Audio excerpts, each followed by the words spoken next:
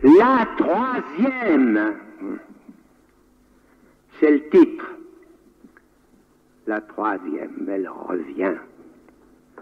C'est toujours la première, comme dit Gérard de Nerval.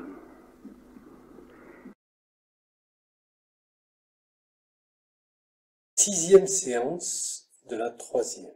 Donc, nous avons vu la dernière fois comment nous sommes passés de l'herméneutique au structuralisme, et ce que nous avons constaté, c'est que Lacan, très spécifiquement, se situe par-delà l'herméneutique et le structuralisme, puisqu'il considère qu'il y a une béance qui sépare toujours le symbolique du réel.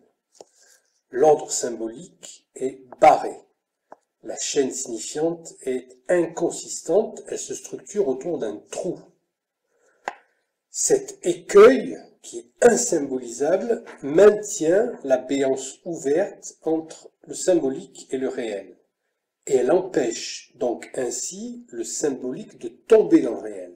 C'est-à-dire, il y a un symbolique, il y a un réel, ils sont d'une certaine manière reliés, mais sur un mode bien spécifique qu'on va essayer de déterminer, parce que ce qui est en jeu dans ce décentrement entre le symbolique et le réel, c'est la notion de cause, c'est la cause. On peut dire que le réel, c'est la cause absente du symbolique. Qu'est-ce que ça veut dire? Du point de vue très concret, c'est-à-dire le freudien au départ, le non-freudien, et lacanien aussi bien sûr, de cette cause, c'est le traumatisme. Parce que ce qu'il faut bien saisir, c'est que le rapport entre la cause et la loi est d'ordre antagoniste. Ce n'est pas du tout la même chose, c'est même absolument l'inverse. La loi, c'est une loi qui est celle de la détermination symbolique. La cause, elle, en tant que réelle, elle intervient là, justement, où la détermination symbolique ne marche pas, elle fait long feu. Il y a un signifiant qui choisit au dehors, et c'est là qu'on a affaire à une cause et à un réel. Parce qu'il n'y a de cause, comme dit Lacan, que de ce qui cloche. La cause, en tant que réel, ne peut jamais effectuer sa puissance causale de façon directe. Elle affecte toujours d'abord, a priori, le symbolique, elle fait dérailler l'automatone de la chaîne signifiante, et c'est pour ça que le réel est la cause absente qui perturbe la causalité de la chaîne signifiante. C'est là où on fait la différence entre la cause et la causalité. La causalité, c'est quand il y a une détermination symbolique qui fait qu'on a une conséquence qui arrive.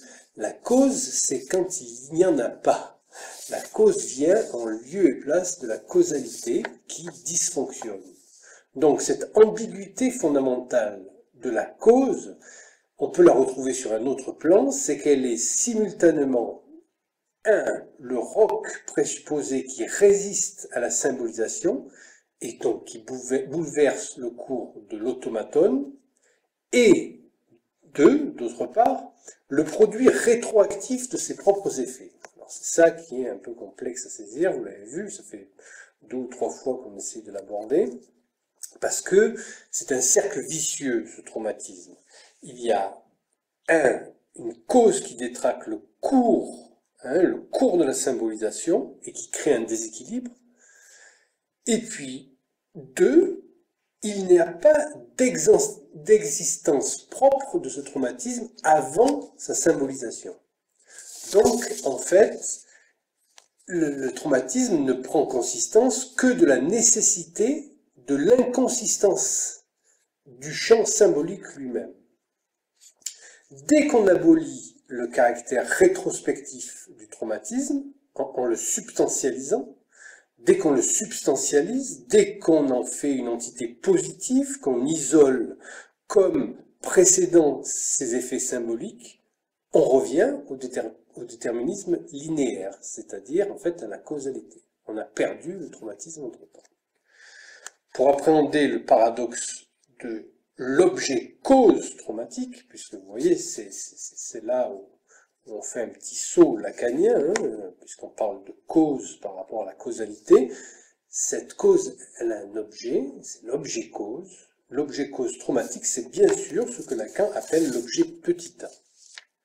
Et bien pour l'aborder, cet objet petit a, en fait, comme on voit qu'on ne peut pas l'aborder directement, puisque sinon on est dans un déterminisme, si on suit une progression temporelle diachronique classique, si on ne comprend pas ce qui se passe dans le procédé rétroactif, c'est-à-dire la performance rétroactive, la performativité rétroactive, eh bien la seule manière de l'aborder réellement, c'est pourquoi Lacan invente ce modèle topologique, c'est la topologie. Puisque dans la topologie, la frontière qui sépare l'intérieur de l'extérieur coïncide avec la limite interne, c'est-à-dire qu'on ne change pas de bord. Puisque, on vient de le voir, c'est un peu complexe, mais il faut s'y habituer, l'objet apparaît comme un roc qui courbe l'espace symbolique, un traumatisme qui ne peut s'y intégrer. Vous vous souvenez de la définition du traumatisme, hein, c'est quelque chose qui ne peut pas s'intégrer à l'univers symbolique qui lui préexiste, donc c'est quelque chose qui le courbe, et simultanément, si on essaye de le considérer en lui-même, et non pas à travers ses reflets déformés dans l'espace symbolique, eh bien, l'objet du traumatisme est réduit à néant. L'objet traumatisme est réduit à néant, on ne peut pas y accéder. Alors, cette surface structure incurvée, qui est donc issue de la dimension topologique, eh bien, c'est celle du sujet lui-même, bien sûr, parce que ce qui s'appelle sujet chez Lacan ne peut advenir que dans la structure de la surdétermination, le cercle vicieux où la cause elle-même est présupposée par ses effets. Ce qui s'appelle sujet chez Lacan, donc c'est là aussi, ça n'a aucun rapport avec le sujet philosophique, ça n'a aucun rapport avec la personne, l'individu, des trucs comme ça n'a strictement aucun rapport avec ça, le sujet lacanien. C'est pour ça que la plupart des gens, ils y captent que dalle, parce qu'ils mettent des définitions qui sont à l'opposé du sujet lacanien. Le sujet lacanien, en fait, il ne peut advenir que dans cette structure qui s'appelle une surdétermination, c'est-à-dire un cercle vicieux où la cause elle-même est présupposée par ses effets. Le sujet est strictement corrélatif de ce réel en tant que cause, donc c'est la fameuse formule S barré, poinçon, petit a. Alors, pour saisir ce paradoxe constitutif du sujet, évidemment, il faut dépasser l'opposition basique du subjectif et de l'objectif. Là, on est autre part, on est dans la pure logique, justement. Comme on a un musicien ici qui s'y connaît très bien en logique, je le regarde. Donc, l'objet comme cause est en soi, c'est un en soi, hein, par rapport à la logique chez Hegel, en soi pour soi. On peut dire que c'est un en soi qui résiste absolument à la symbolisation, mais qui est dépendant du sujet lui-même. Donc on peut dire que l'objet petit a est l'ombre du sujet sur les objets. C'est une ombre de quelque chose qui n'existe pas en tant qu'objet, c'est-à-dire qu'il n'a pas de consistance matérielle. Un tel objet, il est d'abord un non-sujet absolu, car sa présence implique l'aphanésis du sujet. Ce qui caractérise cette relation entre sujet barré et petit a, c'est qu'ils ne peuvent pas coexister, ils ne peuvent pas être dans le même lieu simultanément, parce que le sujet, là, disjoncte, et en fait, c'est l'aphanésis, il ne peut pas y être. Hein, on a déjà parlé dans le thème de la littérature, c'est le thème du double. Hein, vous ne pouvez pas rencontrer votre double, sinon vous mourrez sur place, vous êtes pétrifié. Donc, on peut dire que l'objet petit a, ça c'est un terme hegelien, c'est la détermination oppositionnelle du sujet. C'est-à-dire c'est le sujet, mais qui apparaît sous la forme de sa détermination oppositionnelle, c'est-à-dire comme objet. Comme si c'était le bout de chair que le sujet doit perdre pour émerger comme le vide de la distance prise avec toute objectivité. C'est pour ça que le sujet lacanien, c'est pareil. Cet objet étrange, donc l'objet petit a, n'est autre que le sujet lui-même, mais sous le mode de l'objectivité. Donc ce que rate, entre parenthèses, par exemple, l'ontologie koyevienne, donc de Koyev, qui a fait l'initiation, entre autres, de Lacan, de Bataille, de beaucoup de gens sur la lecture de Hegel, mais là, il passe complètement à côté. C'est là où Lacan dépasse très largement ses maîtres pour se retrouver justement dans les mêmes niveaux de logique que Hegel. On va le voir tout de suite. Donc, parce que ce qu'il n'arrive pas à concevoir, c'est ce sujet en tant que rien, que vide, que trop, dans la positivité du réel. C'est un trou, hein, on a vu, c'est parce qu'il manque insignifiant, mais ce manque-là, en fait, c'est déjà le signifiant du sujet en tant que manque. Donc, Lacan dépasse largement l'antagonisme entre l'explication et la compréhension. En fait, il ne faut pas chercher à comprendre trop vite Lacan, parce que sinon on ne comprend rien du tout. Le réel traumatique est la cause du sujet. Voilà. C'est le réel en tant que traumatique. Alors, de ce point de vue-là, pas comme le point d'impulsion initial de la chaîne signifiante, on l'a vu, mais comme le chaînon manquant de la chaîne. La cause comme reste, c'est-à-dire c'est un objet inavalable qui reste en travers de la gorge du signifiant. Un trou dans le réseau des signifiants.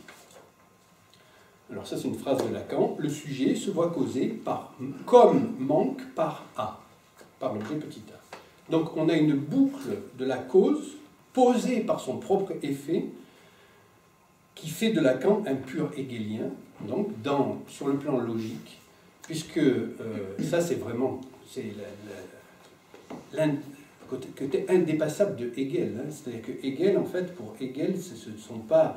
Les gens s'imaginent qu'il pense, par exemple. Mais pour Hegel, c'est pas du tout ça. S'il révolutionne la philosophie et la logique, c'est parce qu'il explique que ce sont les idées elles-mêmes donc, qui vont, sur la base de notions, se combattre à travers les hommes.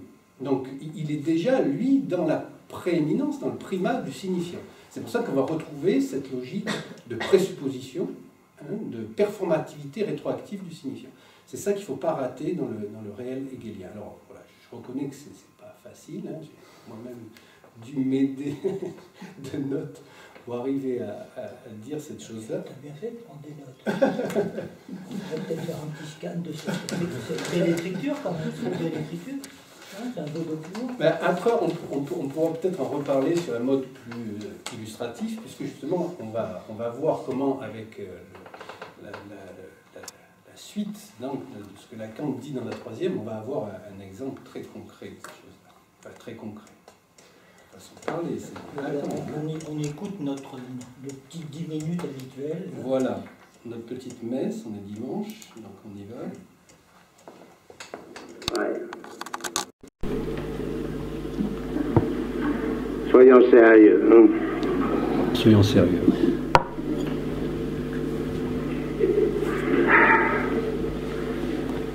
Revenons à faire ce que j'essaie.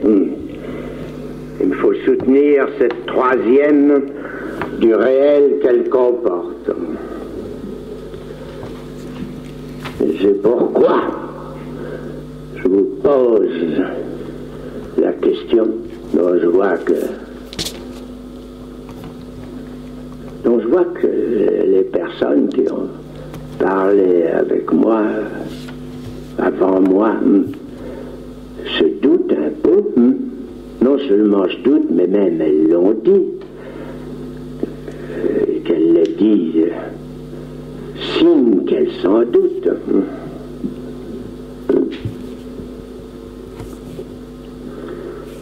Est-ce que la psychanalyse est un symptôme?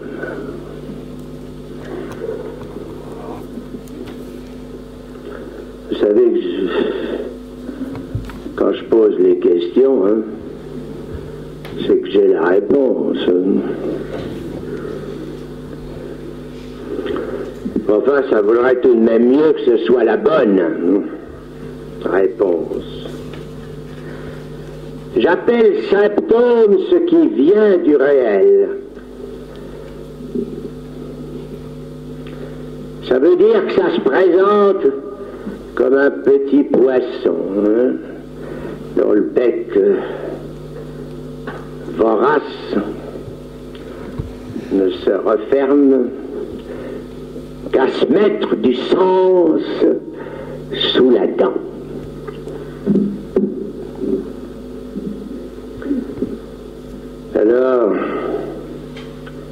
de deux choses l'une. Hein.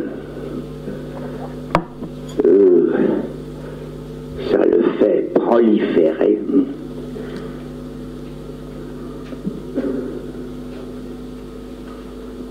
Croissez et multipliez-vous. A dit le Seigneur, ce qui est quand même quelque chose d'un peu fort, ce qui devrait nous faire tiquer. Enfin, cet emploi du terme multiplication, lui, le Seigneur, quand même, sait ce que c'est qu'une multiplication. C'est pas le foisonnement du petit poisson, non? Ou bien alors, il en crève. Ce qui vaudrait le mieux, c'est à quoi nous devrions nous efforcer, hein? C'est que le réel du symptôme en crève. Et c'est là la question, comment faire?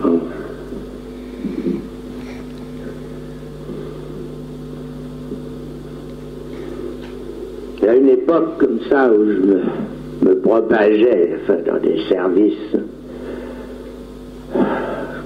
que je nommerai pas, quoique dans mon machin, j'y fasse allusion, ça passera à l'impression, ça faut que je saute un peu.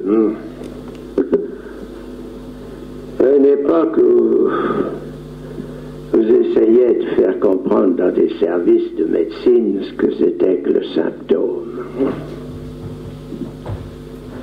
Je ne le disais pas tout à fait comme maintenant, hein.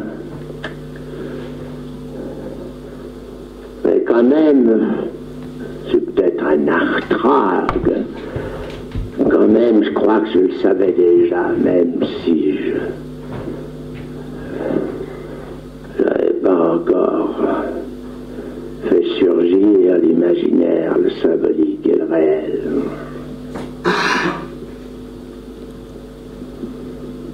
Le sens du symptôme n'est pas celui dont on le nourrit pour sa prolifération ou extinction. Le sens du symptôme, c'est le réel.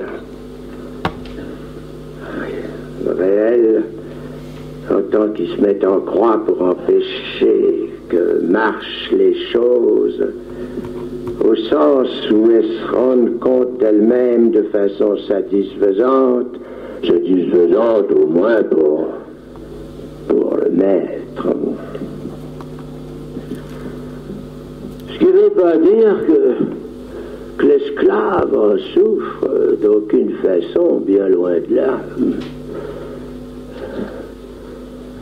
L'esclave, mon pardon, cette parenthèse, l'esclave, lui, dans l'affaire, il est peinard, bien plus qu'on ne croit. Hein.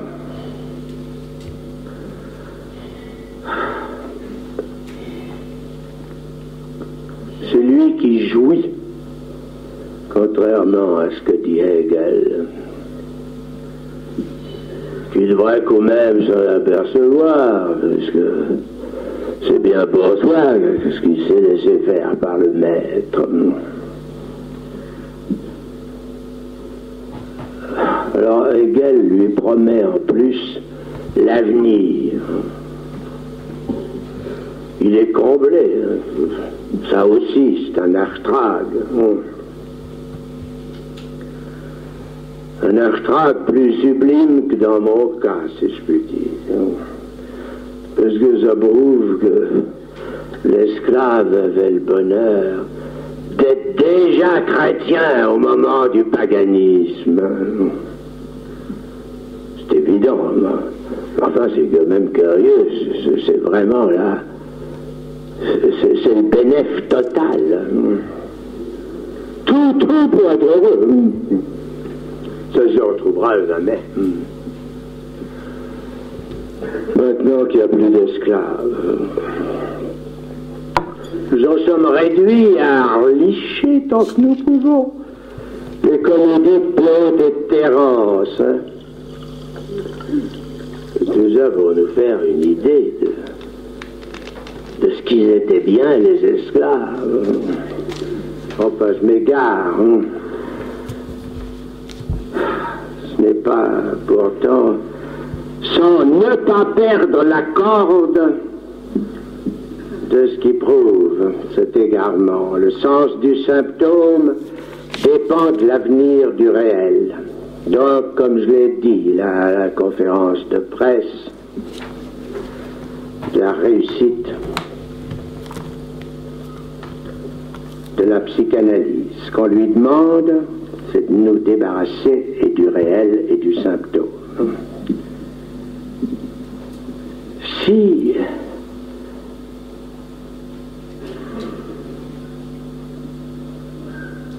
elle succède à du succès dans cette demande, on peut s'attendre, je dis ça comme ça, pardon, mais je vois qu'il y a des personnes qui étaient debout à cette conférence de presse, alors c'est pour elle que je le dis, oui. On peut s'attendre à tout. Avoir un retour de la vraie religion, par exemple, qui, comme vous le savez, n'a pas l'air de dépérir. Hein.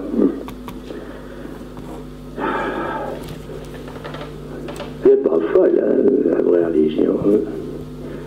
Tous les espoirs lui sont bons, si je puis dire.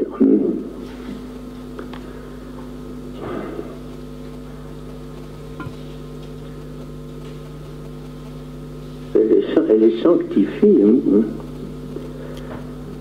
Alors, bien sûr, ça les lui permet. Bon.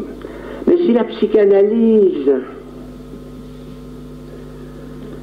donc réussit, elle s'éteindra. Hein, de n'être qu'un symptôme oublié. Elle ne doit pas s'en épater, c'est le destin de la vérité tel qu'elle-même le pose au principe.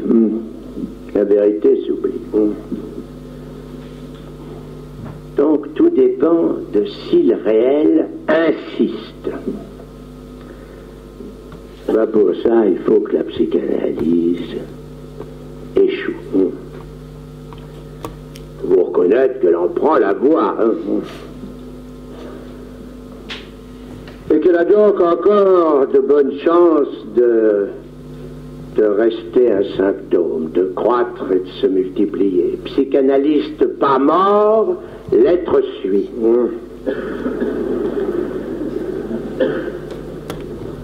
Mais quand même, méfiez-vous. Hein. C'est peut-être mon message sous une forme inversée. Peut-être qu'aussi je me précipite, hein. C'est la fonction de la hâte que j'ai mis en valeur pour vous.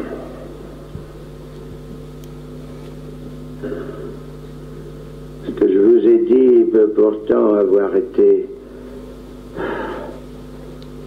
mal entendu, ce que je viens de vous dire. Entendu de sorte que ça soit pris au sens de savoir si la psychanalyse est un symptôme social. Il n'y a qu'un seul symptôme social. Chaque individu est réellement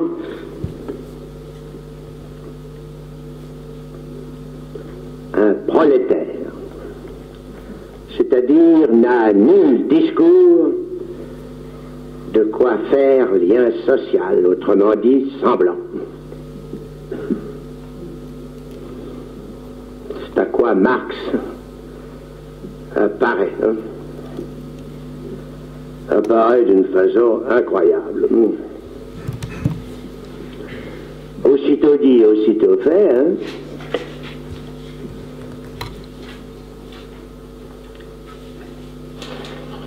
Ce qu'il a aimé implique qu'il n'y a rien à changer. C'est bien pour ça d'ailleurs que tout continue exactement comme avant. Voilà. Bon, c'est un passage extrêmement riche, hein, vous avez vu. Le nombre d'occurrences du réel et de sens qu'il donne à ce réel, justement, comme cause. Alors, vas-y, Patrick. Bon. Je sais pas par où commencer. Si je vais déjà faire une première remarque que j'avais faite, c'est-à-dire qu'au fond, c'est assez curieux que Lacan puisse dire que la psychanalyse est un symptôme avec une telle force, alors qu'elle a un discours. C'est-à-dire que si c'est un discours, ce n'est pas un symptôme, déjà. Et effectivement, disons même pas un an après d'ailleurs, quelqu'un va lui poser la question et il va répondre « Je n'ai jamais dit que la psychanalyse était un symptôme », comme il fait souvent d'ailleurs. C'est le psychanalyste qui est symptôme. Mais enfin, à cette époque-là, il le dit comme ça. Alors je dis un petit peu plus que ça, c'est qu'au fond, ça viendra vers la fin quand même aussi, c'est que comme il a disons, élaboré un discours hystérique, ça veut dire aussi que l'hystérie n'est pas une névrose, c'est un discours. Et que la seule névrose que Lacan considère comme telle, vers la fin, c'est la névrose obsessionnelle. Et ça va beaucoup plus loin que ça, puisque au fond, il dit que le discours hystérique, c'est un des piliers du discours de la science. Autrement dit, il procède, le sujet invente le savoir nouveau à partir de son être de jouissance, c'est-à-dire il le paye du prix de sa peau. Hein. Et l'autre pilier du discours de la science, c'est le discours universitaire, c'est-à-dire que la science a actuellement un statut universitaire. Voilà. Je voulais le dire déjà comme ça, et puis, bon, je peux continuer. Parce que quand même, tu as dit beaucoup de choses, et que, ça, évidemment, cet rapport justement de la causalité. Oui. Alors, il faut parler peut-être des 4 catégories de la cause chez Aristote, qui vont être reprises par Lacan à sa façon, en disant, bon, il y a une faille entre la cause et ses effets. En gros, c'est même pouvoir dire que la structure, on ne peut jamais l'écrire, la structure. On ne peut l'approcher et la cerner qu'à travers ses effets et les conséquences de ses effets. C'est comme ça que ça explique pourquoi Lacan, au fur et à mesure de son enseignement, a donné des élaborations différentes de la structure. Hein, il est d'abord parti des réseaux, ensuite les graphes, ensuite il a utilisé les objets mébiens, et ensuite il a utilisé le nœud borroméen comme étant la structure la plus appropriée pour lui, dans la mesure où il y avait un nouage entre les catégories du réel, de l'imaginaire et du symbolique. Ça, c'est un point très important, et ça n'annule pas du tout, chez Lacan, c'est pas du tout une succession chronologique, ça n'annule jamais ce qu'il a dit avant. Il le ramène tout le temps. Mais c'est important de voir comment il se déplace dans son enseignement, parce que c'est pas un monsieur qui travaille avec les livres, même s'il a beaucoup lu et même s'il travaille aussi avec les livres, c'est quelqu'un qui travaille à partir de sa pratique, et qui n'arrête pas de le dire. Tout ça me vient de ma pratique, comme faisait Freud. C'est-à-dire que Freud était capable de foutre en l'air tout ce qu'il avait dit sur la paranoïa, uniquement à partir d'un cas clinique. Il a publié un cas de paranoïa qui contredit la théorie. Alors, les catégories de la cause chez Aristote, c'est, par exemple, la cause formelle. Ça, c'est la science. On formalise l'idée qu'on a du réel dans la science, en gros. Hein. Voilà, ça elle symbolise, la science, les images qu'elle se donne du réel, en particulier à partir de l'ordinateur ou dans les IRM, des choses comme ça. On voit des images et on en fait des algorithmes et ça devient une façon de le symboliser. Ça, c'est la cause formelle. Il y a une autre catégorie, c'est la cause matérielle. Et la cause matérielle, elle est effectivement liée, c'est celle de la psychanalyse. Cause matérielle, ça veut dire que même si le signifiant, au départ, est de l'incorporel, d'une certaine façon, du fait de sa façon de venir, disons, coloniser le corps, en gros, ça lui donne ce que Lacan appelle une matérialité. Il joue sur l'équivoque de matérialité, enfin matérialité. Pour s'opposer d'ailleurs aux théories de la science, parce que le réel chez Lacan, c'est pas la matière, c'est pas la théorie des quanta. Hein. Le réel chez lui, c'est une catégorie. Justement, ce ne sont pas des théories, ce sont des raisonnements. Des raisonnements. Et théoria, c'est très important, il faut remonter à son origine, c'est une vision. Hein. Donc c'est une vision à partir d'une expérience. Donc c'est l'expérience qui est élevée à la hauteur d'une vision. C'est pour ça qu'aujourd'hui, le mot théorie est employé à tort et à travers, comme la plupart des mots, comme étant ce qui s'oppose à la pratique. Ce n'est pas du tout le cas. Il ne peut y avoir théorie qu'à partir d'une pratique. Sinon, ce n'est pas une théorie, justement. Ce n'est pas une théorie, la science. Ce sont des raisonnements. Il n'y a pas de vision. Hein. Oui, d'accord. Tu utilises le terme à l'origine. Oui. Moi, j'utilise dans la vulgate ordinaire, parce qu'il faut faire très attention, parce que il y a des fois un usage conceptuel des termes. Hein. On peut même aller jusqu'à éventuellement aller dans l'étymologie, mais dans la psychanalyse, on ne fait pas d'étymologie dans la cure. Dans la cure, non. Le sujet, il parle avec les mots dont il dispose et qui ont le sens qu'il lui donne, lui particulièrement, par rapport à ce qu'il dit. Contextuel, oui. Alors, comme ça un petit peu quand même. Donc Lacan utilise de temps en temps les termes comme dans la Vulgate, et de temps en temps, parce que quand il fait la différence entre sens et signification, c'est coton, hein, parce que c'est pas la même chose, et en même temps, il l'utilise dans le même sens de temps en temps. Alors, troisième catégorie de la cause, c'est la cause finale, c'est la religion. Et puis la quatrième catégorie, c'est des catégories aristotéliciennes, et c'est la cause efficiente, c'est la magie, discours de la magie. Or Lacan, au début, disait que le signifiant, il est interdicteur de la jouissance au départ. Il fait halte à la jouissance au départ de son enseignement. Et puis il va changer de position, et il va en faire justement du signifiant la cause, les quatre formes de causalité. Il les reprend. Hein. Elle est à la fois matérielle, efficiente et tout le truc. Voilà. Alors, où est-ce que j'en suis, moi, parce que je me paume un peu. Parce que moi, je ne l'ai pas préparé. Hein, j'ai pas préparé ça. Mais moi, c'est juste alors, les catégories de la cause. L'effet du stress. Alors, oui, c'est ça. Tout stressé. Et donc, j'appelle symptôme ce qui vient du réel. Alors, voilà. Ça se présente comme un petit poisson. Ah, donc, voilà mon petit poisson qui arrive. Voilà. Mon petit poisson qui arrive. Mais je vais juste vous faire une petite remarque. On reviendra peut-être après sur le symptôme. Vous remarquerez qu'à Rome, d'une façon très curieuse, il situe le symptôme comme effraction du réel dans le symbolique. Voilà, ici. Hein.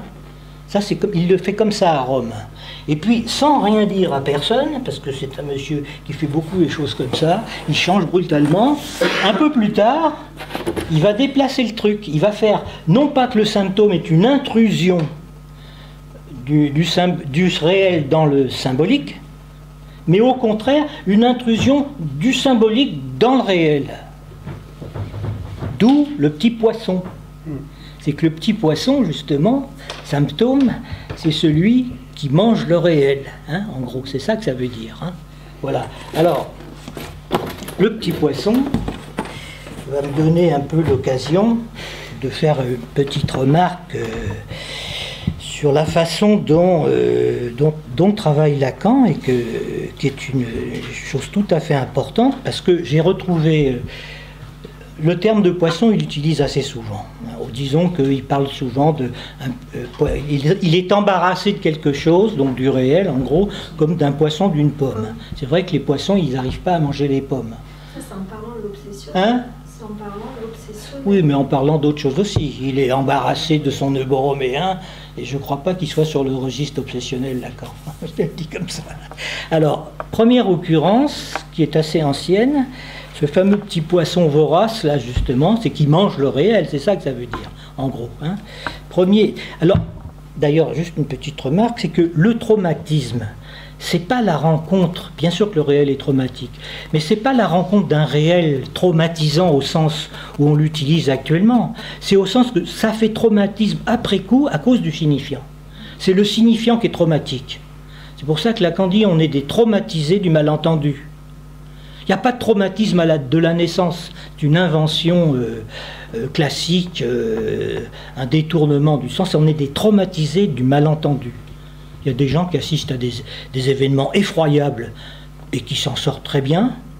Ce qu'a dit Copernic et la résilience, c'est une chose tout à fait connue et archi connue. Et puis il y a des gens qui, pour un mot seulement, ils vont faire une névrose, qui vont trimballer toute leur vie. Hein? T'as dit Copernic plutôt que Cyrulnik. Voilà, j'ai fait un lapsus. J'ai des lèvres Cyrulnik. Vous l'avez compris. Oui, je voulais pas le lâcher, donc j'ai fait. Copernic, c'est quand même un autre niveau que Cyrulnik. Ce qui prouve que j'ai fait un lapsus. Ne confondons pas toutes les... Que je parle en position subjective. Voilà, je suis comme ça. Hein. Alors le petit poisson, je l'ai retrouvé, mais c'est tout à fait par hasard, hein, petit poisson. Voilà, ça c'est mes écrits sur lesquels j'ai beaucoup travaillé. Je peux même plus les utiliser quasiment parce que c'est bourré de notes.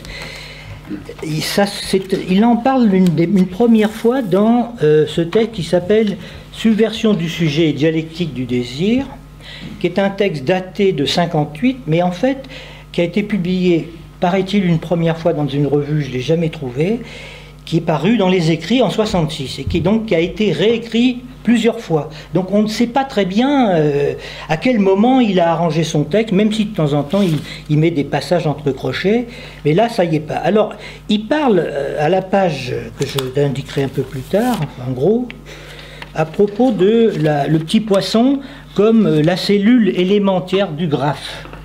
Je peux y aller, non? Tu me surveilles? Je regarde la page 805, je crois. En fait, il en parle à propos de la cellule élémentaire qui est, donc j'ai préparé ce qu'il fallait pour le dessiner là, où je dessinais, comme on le faisait habituellement, comme je l'avais fait. Vous avez une chaîne signifiante comme ça. Hein. Donc, S, je me souviens comment il écrit lui, bon, S, S'. C'est pas grave. Vous voyez, là, il y a une chaîne signifiante et l'intentionnalité du sujet, le fameux chasseur dont j'ai parlé l'année dernière, son intentionnalité, elle va dans ce sens-là. Il rencontre le lieu de l'autre, et donc, quand il va vers sa proie, ben, il en est détourné par les traces signifiantes, et il se retrouve ici, le chasseur. Et ça, vous voyez comment il y a une espèce d'hameçonnage, disons, de la bête, hein, en gros. Voilà, c'est la figure, et voilà ce que je dis. Alors, à chaque fois, bon... Donc ce schéma-là, c'est une face. Lacan le dit de cette façon-là. Il le dit, la chaîne signifiante est censée être supportée par le vecteur SS', ce que je vous ai dit là. Sans même entrer dans la finesse de la direction rétrograde où se produit son croisement redoublé par le vecteur delta S barré, ici,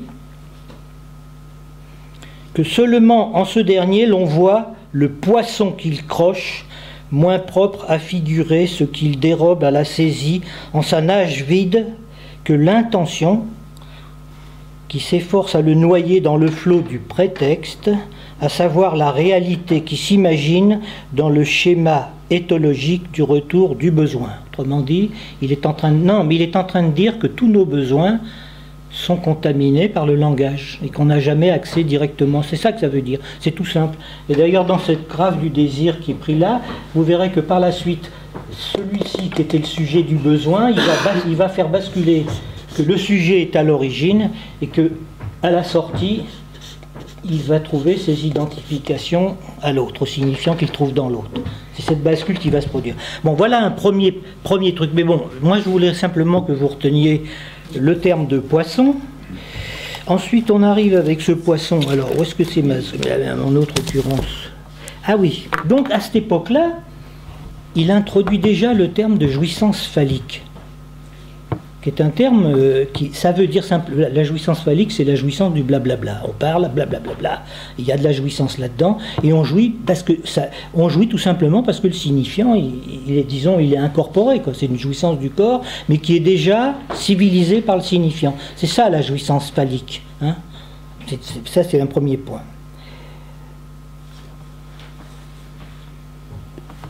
Et voilà pourquoi Lacan dit qu'on ne peut le suivre sans passer par ses signifiants. C'est-à-dire que vous trouvez le poisson en 58, vous le retrouverez en 2002 en 1972 dans l'étourdi 2002. Moi, de temps en temps, je me perds un peu dans les dates parce que de temps en temps, il y a des... Bon. On le retrouve dans 72, justement dans l'étourdi, où il parle beaucoup du poisson et de la pêche. Et on le retrouve ici, vous voyez le poisson. Alors, quand on écoute ou quand on lit Lacan, il ne faut pas chercher à comprendre. Il faut que vous repériez les choses que vous entendez, qui sont souvent d'ailleurs des malentendus. Et les malentendus, il faut essayer de les enfiler, essayer de repérer. Moi, j'ai des types de malentendus qui ne sont pas ceux d'un autre et tout. Et vous voyez comment ça se suit et que lui-même, c'est comme ça qu'il fait son séminaire.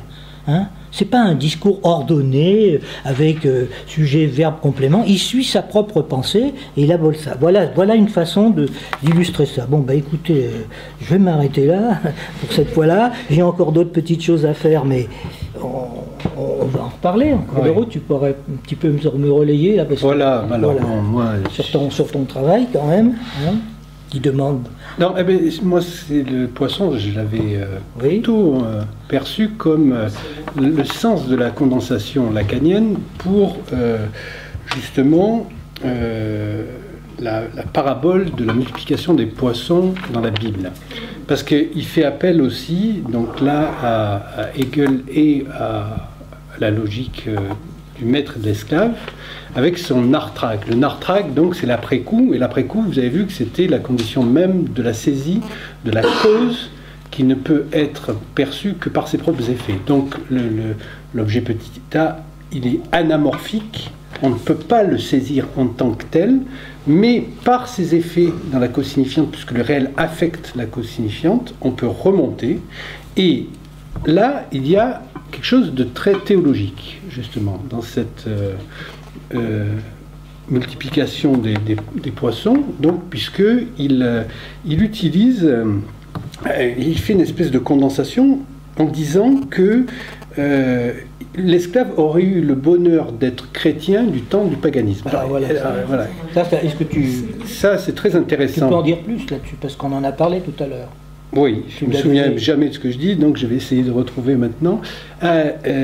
Oui, parce que justement, c'est la Trinité chrétienne, hein, donc c'est l'impossibilité du 1, donc dans le 3, donc comme dans la troisième, et en fait, on peut dire que le Père, c'est de l'ordre du réel, le Fils de l'ordre de l'imaginaire, et le Saint-Esprit de l'ordre du symbolique. Donc il y a comme ça qu'on peut entendre vraiment la Trinité chrétienne. Tu mets le Fils du côté de l'imaginaire. Oui. Oui, je pourrais revenir là-dessus, hein. Mais c'est quand même un peu long, c'est un développement théologique. Mais ce que je voulais dire, c'était que... je ne sais plus ce que je voulais dire. Je t'ai coupé la parole. L'esclave qui est déjà chrétien. Oui. Donc, ce qui est quand même un peu... Donc, parce que ce qui caractérise, ce qui caractérise vraiment, comme on le voit dans Saint Paul, justement, de la dimension symbolique de Saint Paul, qui est vraiment le fondateur de l'universalisme, c'est que le fait marquant, c'est la résurrection du Christ. Voilà. Mais la résurrection du Christ, justement, elle n'est pas, il ne ressuscite pas dans une autre personne, le Christ. Sa résurrection, elle est dans le Saint-Esprit.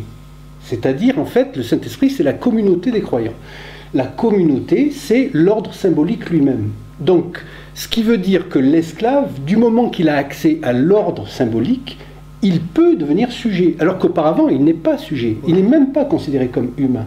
Donc, le fait qu'il y ait un ordre symbolique, c'est-à-dire un grand autre, lui permet de se subjectiver. C'est pour ça que Lacan dit à ce moment-là, voilà, il avait la chance d'être chrétien au temps du paganisme. Parce que pour les Grecs anciens, il n'y avait pas justement ce registre. Il n'y avait pas encore le dégagement de l'ordre symbolique comme grand autre, voilà, de langage considéré comme l'autre.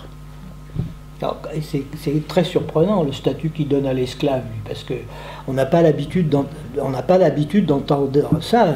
L'esclave, c'est le pompon, quoi. C'est ce qu'il y a de mieux. En fait, évidemment, il dit qu'il est dévolu à la jouissance et que c'est pas forcément c'est pas forcément si bien que ça, quoi. Mais comme il est dévolu à la jouissance, ça veut dire qu'il reste en vie par rapport au maître. Oui. Le maître, c'est la lutte de pur prestige, Voilà. hein, et donc c'est un con, quoi, en gros, c'est le con. Hein. Oui, oui, non. Quand on parle comme ça, il dit que c'est un con, le maître. Hein. Certainement, mais il n'empêche que c'est celui qui se confronte à la mort, tandis que l'esclave n'y va pas. La mort, la lutte de pur prestige. Oui. Dans la définition, je ne parle pas du vrai maître qui existe de temps en temps, très rarement. Oui. Je parle de la conception lacanienne Bien du sûr, maître. bien sûr. Hein, c'est le type qui est le premier sujet du discours du maître. Voilà, qui est le premier. Il s'assujettit au discours du maître. D'ailleurs, des figures de maître dans l'histoire, on voit très bien que, par exemple, chez nous, nos hommes politiques qui se prennent pour des maîtres, vous voyez bien ce que c'est des centimètres en gros, c'est des contre-maîtres. Tandis qu'un vrai maître, c'est celui qui justement est le premier à s'assujettir au discours qui le conditionne comme maître. Alors qui est capable de suivre les mouvements mêmes de son peuple pour essayer d'intervenir justement d'une façon juste, donner les interprétations. Ou qui fait, voilà, acte d'interprétation. Alors, c'est une citation que je ne suis pas arrivé à retrouver, et il est impossible que j'ai inventé cette référence, parce que je ne connais pas bien Périclès, même pas du tout, pratiquement. C'est que Lacan a raconté ça. Alors, où est-ce que j'ai pu... Est-ce qu'il aurait dit ça à un séminaire, peut-être, où j'étais, mais ça n'a pas été noté, je ne peux pas le savoir. J'ai cherché, j'ai pas retrouvé. Il dit qu'il donne, dans la figure de Périclès, une figure qui anticipe l'analyste, comme Socrate d'ailleurs. C'est des figures antiques qui anticipent la position de l'analyste. Alors le maître Périclès, dans la cité, il est en train de comprendre que la flotte perse est en train d'arriver par le sud, le long des côtes grecques, et qu'il va y avoir une invasion par les Perses. Ils sont très puissants, très bien armés. Il décide de donner l'ordre à la flotte grecque, galère, tu sais, de partir à telle heure du jour, en fonction au moment du coucher du soleil, et au moment où le vent est un peu plus favorable à la flotte grecque, qui est moins importante que celle des Perses, de façon à les éperonner par le côté. Il donne à l'heure juste. Et Lacan dit que cet ordre qu'il donne, il est dans le réel. Et c'est ce qui va se produire. C'est-à-dire qu'effectivement, les Grecs vont vaincre la flotte perse et vont retarder disons, l'invasion future qui viendra peut-être après. Voilà, ça, il le situe comme son ordre, c'est une interprétation dans le discours. Voilà, c'est une interprétation qui est juste et qui touche au réel. Voilà, je vous l'ai donné comme ça. C'est important, ces figures du philosophe comme anticipant l'analyste et du maître, une figure de maître très spéciale. Voilà, je voulais vous dire ça. Donc dans ce rapport au réel, le sens du symptôme, donc parce que c'est ça quand même... C'est le réel. Voilà. Et du sens du symptôme dépend l'avenir du réel. Voilà, alors ça c'est encore un autre point. Voilà, ça c'est un autre point important, puisque ce qu'il demande à la psychanalyse, c'est de nous débarrasser du réel et du symptôme. Si elle succède, donc, voilà, normalement, on devrait être débarrassé du symptôme et du réel. Mais elle prend la voie de l'échec. Pardon ? Oui, mais là c'est vraiment bien. Bah oui. Si vous guérissez quelqu'un, il ne vous nourrit plus. En gros. Hein, c'est la façon de dire ça, non ? Un peu, non ? Ben, c'est entre autres, oui, puisque il est quand même assez dur, mais avec les psychanalystes, hein, puisque en fait, ce sont les psychanalystes, le symptôme, qui croissent et se multiplient. Quand même. Ça fait penser quand même, c'est une métaphore bien connue, hein, du cancer. Ça croît et ça se multiplie. C'est absolument... on ne peut pas les contrôler. Hein. Et c'est justement, ça tient à cette méconnaissance du réel comme cause, justement. Hein. On est dans une confusion du réel et de la réalité, comme on l'a vu l'autre fois. Donc, le psychanalyste, lui, doit être dans une possibilité, comme le fait Patrick, donc d'être au service du discours analytique.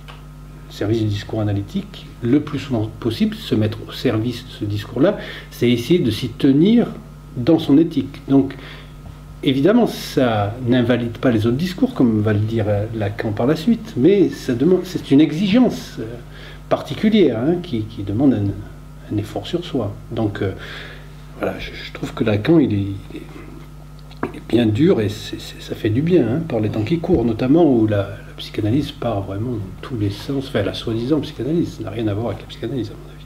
Alors, juste un point que je voudrais reprendre là. Oui. Sur Marx peut-être? Non, après, non, sur ce point-là du rapport de la psychanalyse au réel et par rapport au discours. Oui. Bon, on voit maintenant, je trouve ça très curieux, des tas de gens, en particulier surtout des universitaires qui enseignent, qui considèrent que, après tout, la psychanalyse serait une discipline parmi les autres. Psychanalyse et anthropologie, psychanalyse et littérature, psychanalyse et art, psychanalyse et musique, et tout ça, ça tourne en rond comme ça. Et Gratin Dauphinois. Mais ça va plus loin. C'est au nom de quoi? Parce que ça, c'est des thèses qui sont développées par des tas de gens. Je ne vais pas citer de nom. Je me le garde pour plus tard. Non, mais je me le garde pour plus tard. Ce nom-là en particulier, c'est quand même quelqu'un qui s'appelle Castel. Après tout, je vais donner son nom.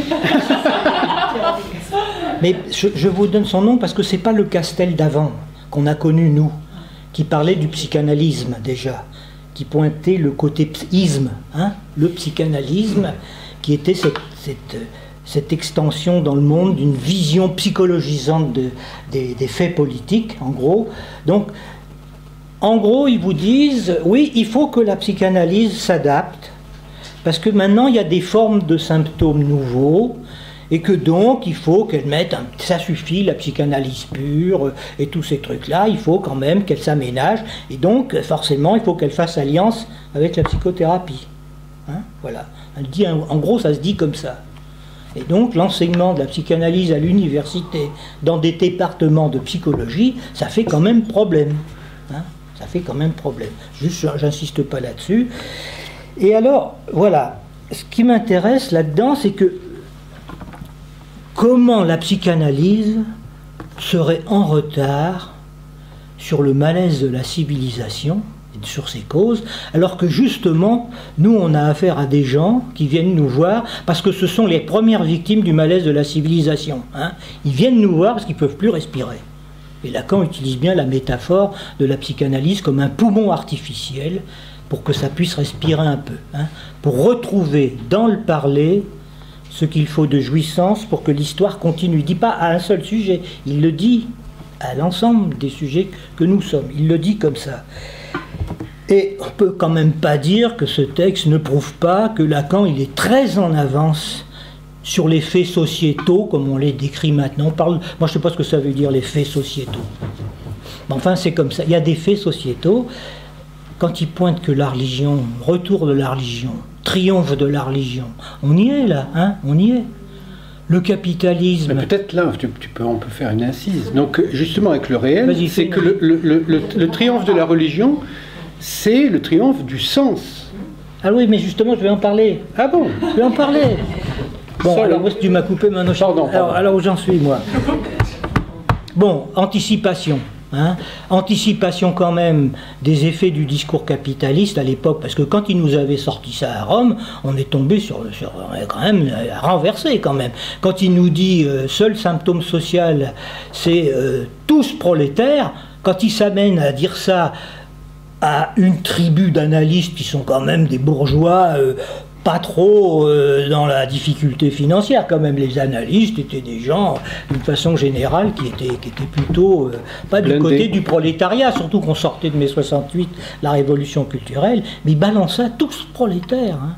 Et au sens marxiste du terme, au sens clair que prolétaire, c'est pas forcément l'ouvrier, c'est celui qui n'a plus de discours pour faire lien social. C'est-à-dire que c'est bien ce qu'on voit avec le capitalisme. Nous n'avons pratiquement plus de liens sociaux pour nous accrocher aux autres. Alors, la psychanalyse, elle préserve son truc parce que la cure est une pratique d'un lien social à deux, mais c'est le seul qui est comme ça. Ailleurs, on se cramponne comme on peut, on essaye d'établir des liens sociaux. Alors, voilà le truc qui se passe. L'avenir dépend du réel qu'invente la science. C'est ça le truc. Et donc ce réel-là nous devient de plus en plus insupportable et, comme on le dit, traumatique. C'est ça, c'est celui-là le réel traumatique. Il y en a trop, on ne peut plus, quoi. Ce que fait la religion avec le réel que produit la science, elle lui donne du sens. Comme il le dit, elle le sanctifie. C'est-à-dire que maintenant, la procréation, par exemple, médicale, ça y est, la religion l'a admis, lui donne un certain sens quand même, elle accepte toutes ces choses-là. Elle lui donne du sens, et la psychanalyse, elle a affaire entre les deux, à la fois au réel traumatique que produit la science, et en même temps aux symptômes dont le sens est réel, mais qui sont quand même du semblant, hein, qui sont des semblants. Elle a affaire à ces deux trucs-là. Elle est prise entre les deux. Et évidemment, elle ne procède pas de la même logique.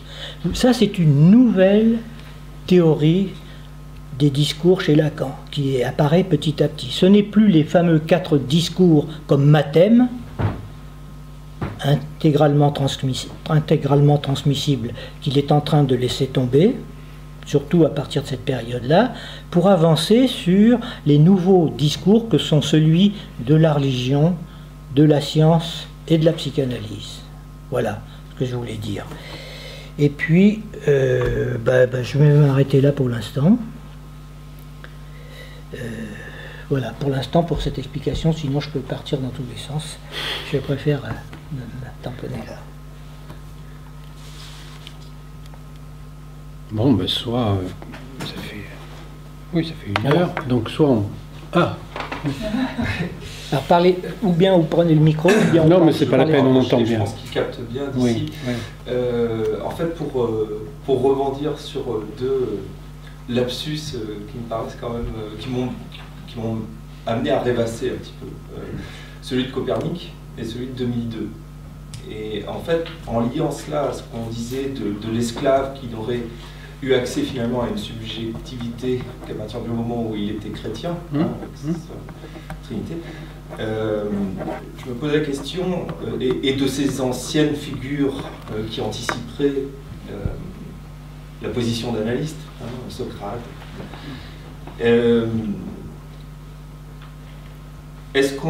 D'abord, est-ce qu'on peut dire qu'il n'y aurait pas eu de psychanalyse sans Copernic et sans Darwin? Et je pensais, 2002, ça m'a fait penser aux tours jumelles, aux 2 tours jumelles de 2001. De 2001. Moi, je vous dirais pourquoi 2002. Voilà.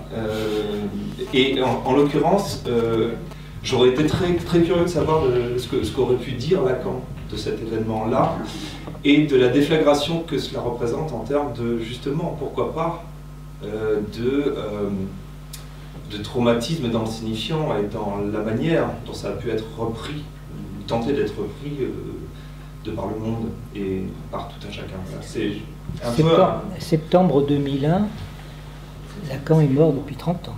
C'est l'anniversaire de la mort de Lacan, 30 ans avant, déjà. Alors mes lapsus, parce que les lapsus m'appartiennent, donc je vais... 2001, 20 ans. 20 ans, en plus, voilà, je fais encore un nouveau truc. Non, mais c'est le centenaire de sa naissance. Voilà pourquoi je fais, une fois de plus, j'essaie de me repérer dans ces choses-là. Alors, pourquoi je fais le lapsus sur Copernic par rapport à Cyrulnik? C'est très simple, c'est parce que c'est pas la révolution copernicienne qui m'intéressait vraiment, parce que c'est l'histoire de la Terre qui tourne, c'est l'héliocentrisme, qui était déjà quand même un peu perçu par les marins à l'époque. C'est plutôt Galilée qui est déjà, avec ses lunettes, s'aperçoit que la Terre est ronde. Donc c'est parce que moi je pensais à Kepler. C'est que ça ne tourne pas, ça tombe. Hein, que les trajectoires des astres, c'est elliptique, asymptotique entre eux. C'est pour ça que je fais ce lapsus, moi, de confusion. Et puis 2002, 2002, je peux pas vous le dire. Je n'ai pas le droit de vous le dire. Donc je me le garde, parce que qu'est-ce que c'est que ça? C'est une manifestation... Enfin, il n'est pas interdit de se ressaisir de non, mais vous pouvez vous interroger chacun là-dessus. Pour moi, c'est une manifestation de ce que Lacan appelle, dit que l'inconscient, il est réel. C'est une manifestation du réel qui fait effraction dans mon histoire, et c'est pour ça que c'est un lapsus chez moi, mais qui n'a aucune valeur subjective. Donc je ne peux pas en dire plus que ce que je ne veux pas vous dire. Sur les tours jumelles, le côté spectaculaire de l'histoire, en fait, c'est peut-être une manière de se représenter la jouissance dans ce qu'elle a de plus morbide, parce que bien que ce soit absolument horrifiant, on ne peut pas s'empêcher de le regarder et de le revoir en boucle comme ça, parce que ça a quelque chose de traumatique qui vient et on le repasse, etc. On revoit cette chose-là, c'est impossible à intégrer dans l'univers symbolique, ça ne peut pas prendre de sens. Donc voilà, peut-être une manière de dire comment. Enfin, moi je pensais aussi à quelque chose qui se réclamerait de la religion dans sa tâche. C'est pas ça. Face à une réponse de l'Empire du bien, enfin, il y a quand même quelque chose. Non, ça je crois pas du tout. Parce que pour Lacan, la religion, c'est la religion catholique. Il n'y en a pas d'autre. La vraie religion, c'est ça, c'est-à-dire c'est la mise en place du système trinitaire, et puis c'est la possibilité de colmater tous les trous par un sens très précis. Donc c'est notamment le système symbolique qui va avec donc, le Saint-Esprit. Et les autres religions, pour lui, ça n'en est même pas. Voilà, c'est la vraie religion. Il en parle très peu. Voilà. Alors on peut s'y retrouver sur des formes d'influence, comme on voit l'analyse de Max Weber des fondements du capitalisme dans la religion protestante, par exemple, ou des choses comme ça. Mais pour lui, l'aspect vraiment religieux, c'est la concurrence à la psychanalyse. En fait, la psychanalyse n'a qu'une seule zone de concurrence, c'est la religion elle-même. C'est pour ça que dans l'interview préalable à cette conférence de Rome, il en parle aussi de manière très précise. Et là, il ramène ces éléments aussi religieux, la vraie religion qui pourrait triompher, etc. Parce qu'elle va même sur... C'est même pas tant que l'Église accepterait la procréation assistée ou je sais pas quoi, c'est que du moment que ça s'intègre dans un discours, même négativement, ça fait partie de ce discours-là. C'est-à-dire que c'est le refus de voir le point de non-sens qui préside à la possibilité du sens. Donc de voir le réel comme traumatique. Et parce que le réel comme traumatique demande, comme vous l'avez vu, un saut périlleux de l'esprit pour comprendre comment une chose ne peut être perçue qu'à partir de ses effets et reconstruite après coup. Et cependant, on est obligé de la présupposer comme étant dans notre capacité de se saisir de quelque chose. Donc ça demande un certain effort. La religion, elle va donner un sens, donc il va colmater les brèches. Alors que dans la psychanalyse, c'est justement le petit poisson, il se nourrit de sens. Si vous entrez, je ne sais pas, pour donner un exemple assez trivial, mais vous êtes peut-être affaibli ou je ne sais pas quoi, vous rentrez dans le rêve de l'autre, comme dit Deleuze, vous êtes cuit. Donc on va vous dire, voilà, tel symptôme c'est ça, etc. Vous rentrez là-dedans, vous allez développer à fond le symptôme, parce que vous allez le nourrir de sens en permanence. Donc la psychanalyse par le jeu de l'équivoque permet de faire dérailler l'automatone de la même manière que le réel lui-même fait dérailler l'automatone. Donc on va retrouver le fait de faire dérailler cette chaîne signifiante pour se réapproprier des effets de sens qui sont liés au sujet lui-même et non pas à un sens commun. Alors que le religieux, c'est de donner un sens commun à tout. C'est pour ça que le religieux est forcé de triompher à tous les coups. Oui. Je voudrais poser une question. Oui. Parle plus fort, Marie. Oui, alors, parce que tu as utilisé 2 fois la référence à l'anamorphose. Oui. Et évidemment, quand on parle d'anamorphose, on a tout de suite les ambassadeurs d'Holbein qui viennent. Et quand même, dans ce tableau, on devine quand même une forme de ce qui est représenté, même déformé. Alors que l'objet A, moi, j'ai le sentiment qu'on ne peut jamais avoir accès même à quelque chose de déformé. Il y a quand même du déchet, quand même. Justement, j'aimerais bien que tu précises. Disons, c'est effectivement difficile à exprimer parce que là, si tu as tu as déjà plusieurs lectures du tableau des ambassadeurs d'Holbein. Et à partir de là, tu as l'impression que tu pourrais deviner la forme qu'il y a.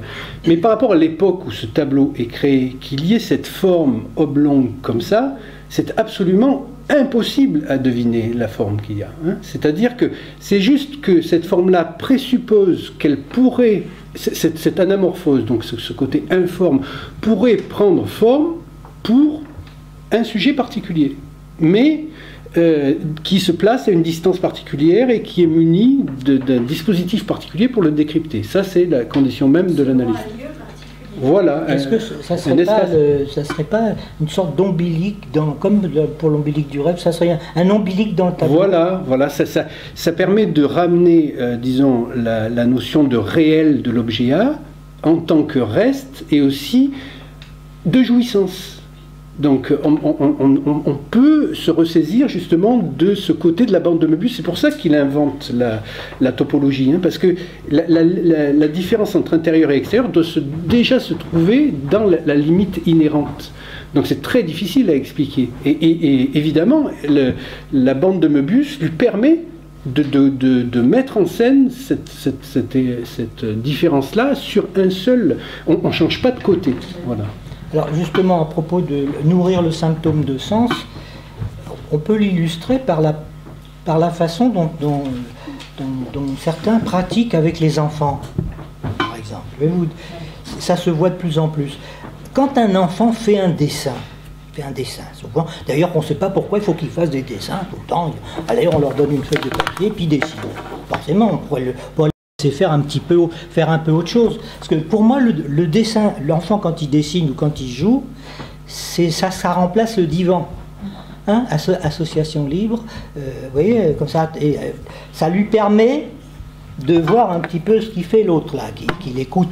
Déjà, ça serait un premier point. Mais son dessin, il ne faut pas l'interpréter.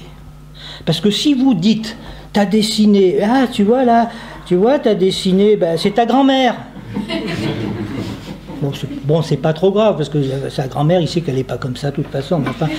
Mais du coup, qu'est-ce qu'il va faire la fois suivante? Il va vous amener, il va vous dessiner la grand-mère. Il veut se faire aimer, il a besoin de se faire aimer. Hein, donc, il faut faire très attention. Ça entretient le truc. Par contre, si vous pouvez le regarder, son dessin, pourquoi pas. Mais si vous attendez qu'il vous en parle, peut-être vous allez découvrir des choses. Et son dessin, une fois qu'il a fini la séance, vous le prenez, vous le gardez. C'est fini, il ne l'emmène pas à la maison, parce qu'il ne montre pas ce qu'il a dit à sa maman ou à sa famille. C'est chez vous, dans un dossier ou d'un truc. C'est fini, la fois suivante, il en faudra un autre. Hein? Donc il va très vite s'apercevoir qu'il n'est pas transparent. Et que ce qu'il dit de son dessin, c'est ça qui compte. C'est-à-dire qu'il va s'apercevoir que vous écoutez ce qu'il dit. Il va se mettre à parler. Alors que si vous êtes toujours sur ses dessins en train de lui dire ça, ça, ça et ça, comme ça se pratique beaucoup, vous lui faites de la suggestion et il ne fait pas sa cure. Il fait autre chose, il fait une psychothérapie de je ne sais trop quoi, mais ça ne l'emmène pas forcément très loin, alors qu'il a des dispositions pour aller beaucoup plus loin. Hein, voilà. Pour revenir au côté anamorphotique, sans utiliser le référent habituel qui est les ambassadeurs d'Holbein. Il y a donc dans Psychopathologie david-clusienne ou 5 psychanalystes, je ne sais plus. Donc j'avais cité dans la deuxième ou troisième séance la dame qui s'arrache un petit bout de peau sur l'ongle. Donc ça crée une tache. Cette tache-là, une tache de sang, elle arrive, elle en parle en analyse. Cette tache-là, c'est non pas l'objet petit a, mais ce qui suppose comme côté d'anamorphose qu'il y ait un regard extérieur capable de remonter le fil du sens. Et effectivement, comme elle est avec Freud, lui, il l'a fait parler et elle remonte le fil du sens. Donc, c'est pas seulement sur le mode, disons, de la représentation picturale et de la chose convenue. C'est-à-dire que c'est la notion que c'est quelque chose qui est, du point de vue de l'autre, comme une possibilité de se raccorder au sujet. Voilà. Alors, parce que, bon, c'est vrai qu'il ne faut pas substantiver l'objet petit a. Hein, donc on ne peut pas...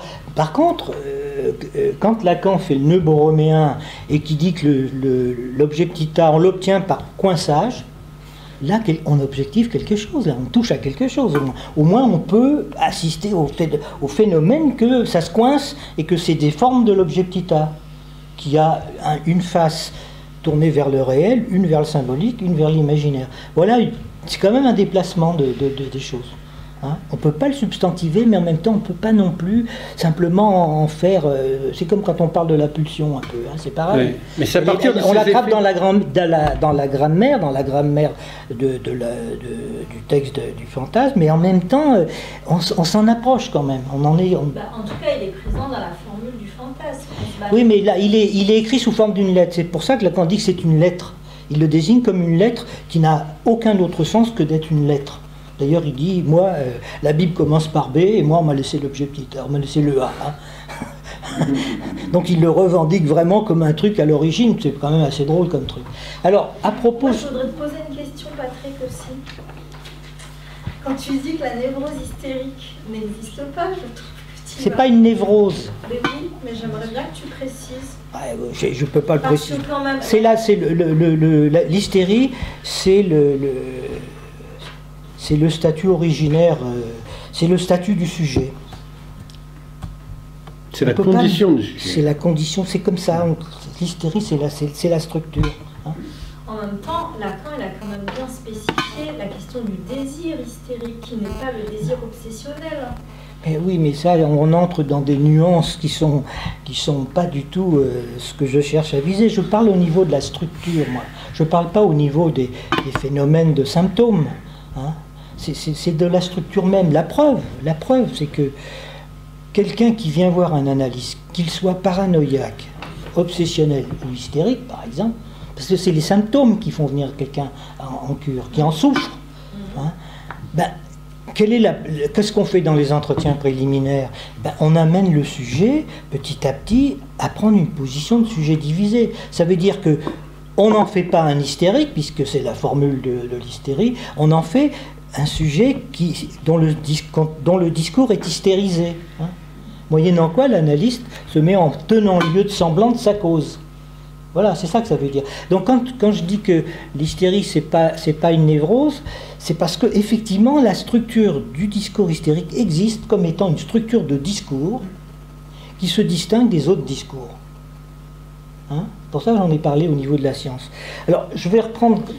Attends, je peux dire juste un troisième exemple qui me vient à l'esprit par rapport à la question de l'objet petit a. Un autre truc, c'est comment se raccorder au sujet sur un certain mode. Donc, la formule du fantasme, justement, c'est comment ça peut rentrer dans le fantasme, hein, dans le rapport avec le sujet. Donc, c'est dans Apocalypse Now, là, quand les soldats sont complètement... c'est vers la fin du film... ils sont perdus, dans pleine guerre, etc.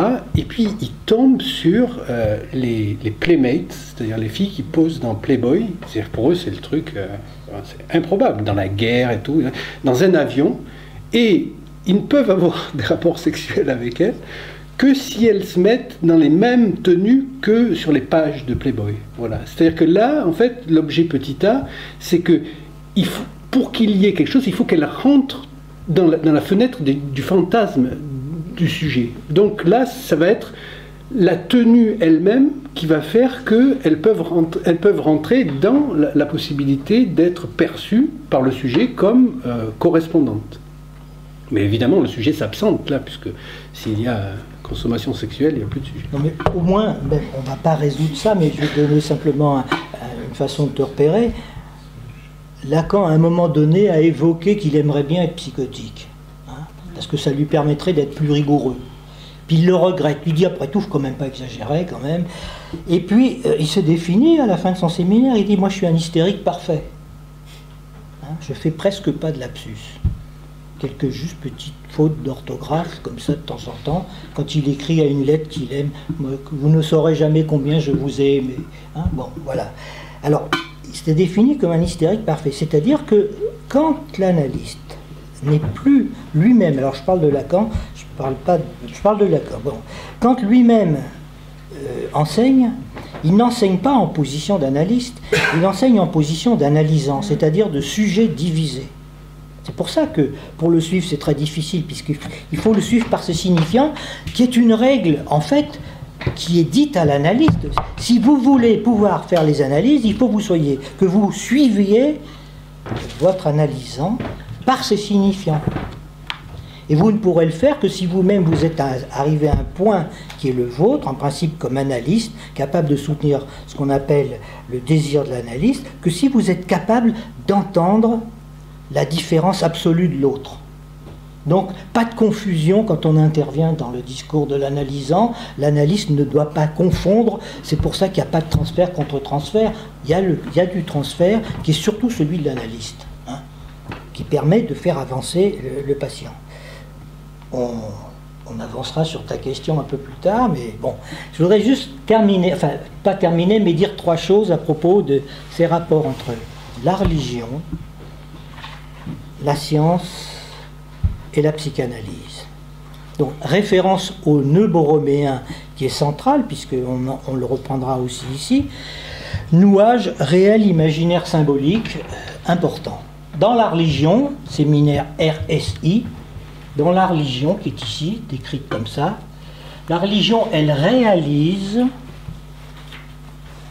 c'est par exemple le Christ qui va faire de son sang et de sa chair et du pain et du vin, il va en faire son sang et sa chair. Mais attention, ce n'est pas des représentations, c'est réellement, il consacre réellement par sa parole, celle du Saint-Esprit, il fait une transsubstantation, c'est-à-dire qu'en gros, l'hostie et le vin, c'est vraiment son sang et sa chair, hein, c'est dans la religion, Donc il réalise ce qui du symbolique, ici, c'est-à-dire les paroles du Saint-Esprit, peut s'imaginer de Dieu, hein, comme étant l'ordre de Dieu, en gros. C'est ça que ça veut dire.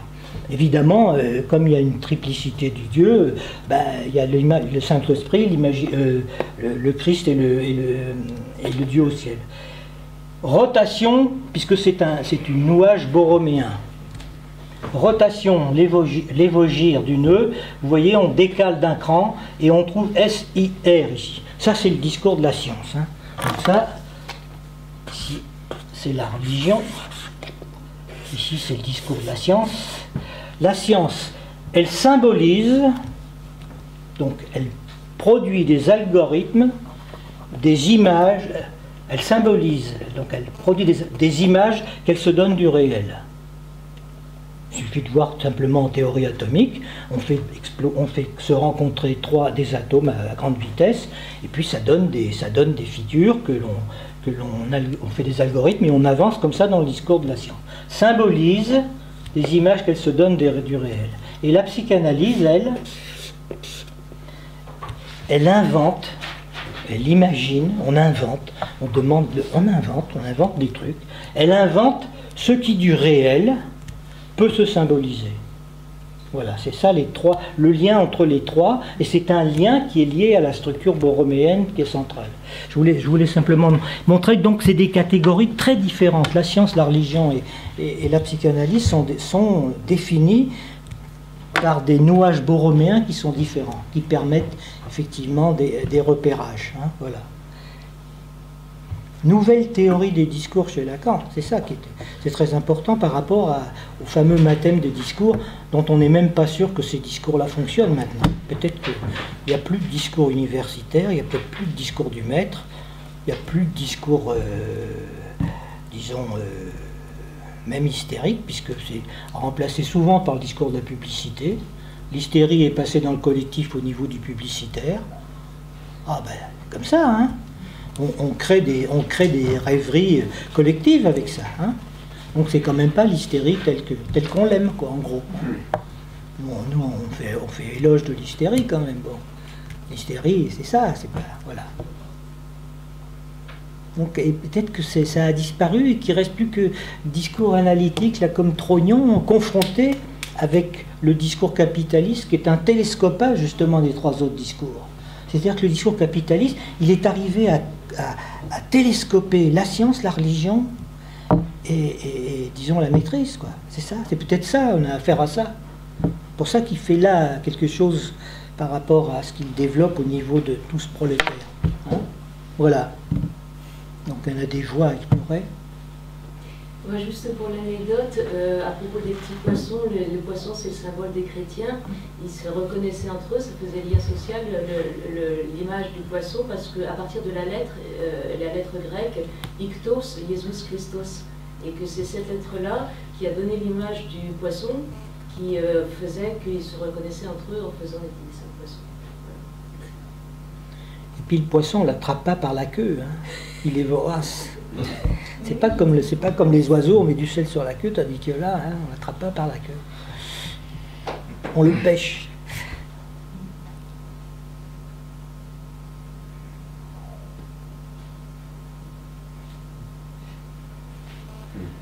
Je voudrais savoir... Attends, il y a lui. Vas-y, lui. Parlez fort. Hein, si vous pouviez nous préciser l'impact théorique entre le fait de penser que le réel peut intervenir dans le symbolique et le fait de penser que le réel colonise le symbolique. Non, c'est le symbolique qui colonise le réel sans pouvoir en venir à bout.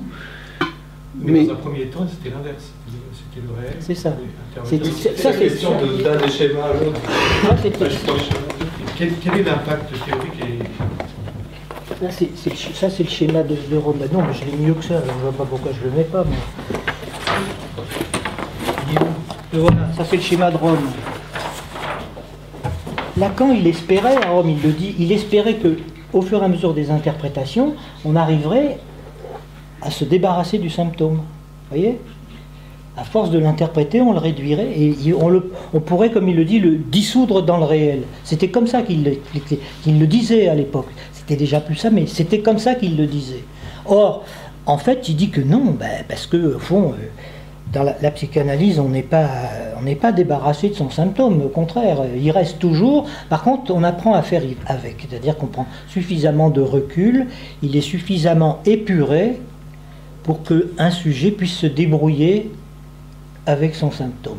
Ce qu'il appelle, lui, symptôme. Alors, forcément, il faut quand même piger ce qui s'est passé dans toutes ces élaborations, quand même.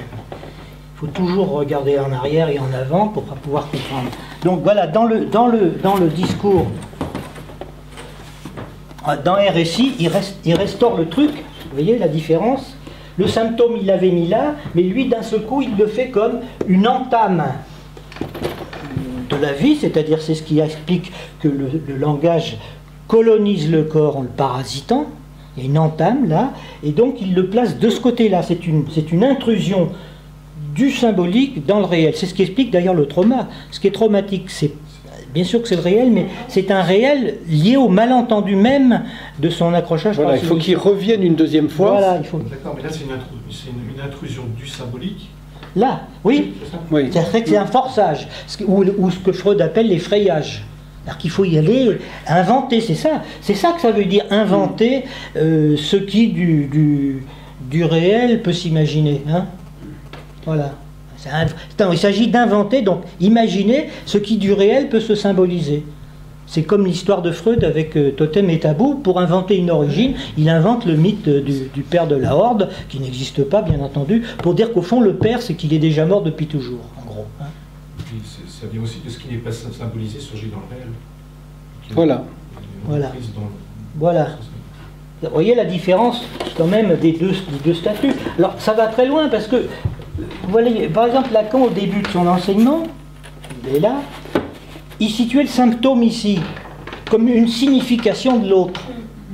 Et puis, petit à petit, bien sûr, donc vous voyez que le symptôme chez Lacan, il le prend à partir de Freud, il est causé par le fantasme originaire. C'est-à-dire que Freud renonce à sa neurotica, je ne sais pas, 1901, peut-être un peu avant, on ne se souvient plus, ou non plus tôt que ça.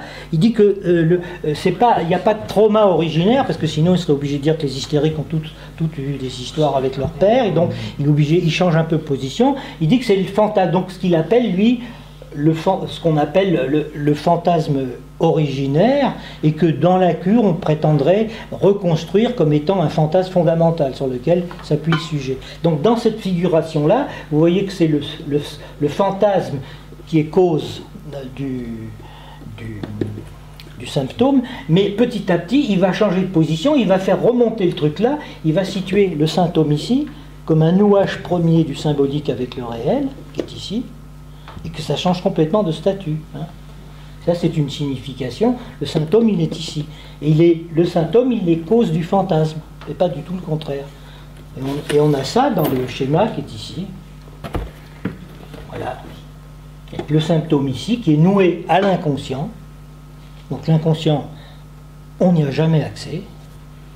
Il restera toujours l'inconscient, justement. C'est ça qui est très problématique dans les dernières années de l'enseignement de Lacan, qui disait, il posait la question, est-ce que l'inconscient est réel ou imaginaire? Alors il hésite. S'il est imaginaire, ça ne peut être qu'une supposition. Hein, c'est le fameux, ce qu'on appelle l'inconscient structuré comme un langage. Ce n'est qu'une supposition. Après, il va dire que non, il est bien réel. Et il le colle dans le réel ici, hein, puisque le réel, il n'est pas simplement là, il est autour aussi. Il le colle dans le réel. Il change la position. Et ça, c'est irréductible pour chacun. C'est ce qui fait que nous avons tous, on s'accroche à un symptôme et on se débrouille avec dans la vie. Donc il ne s'agit pas de guérir, comme disait on, pas de débarrasser de son symptôme, mais faire avec, apprendre à faire avec. Donc avoir suffisamment travaillé la chose pour prendre un peu de recul et savoir y faire avec. Alors c'est une phrase qui pourrait se développer, parce que savoir y faire, c'est pas un savoir-faire. Hein. L'artisan, il a un savoir-faire. Savoir y faire, c'est une autre opération du sujet qui n'est pas une opération de maîtrise, puisqu'il est toujours surpris par ses lapsus.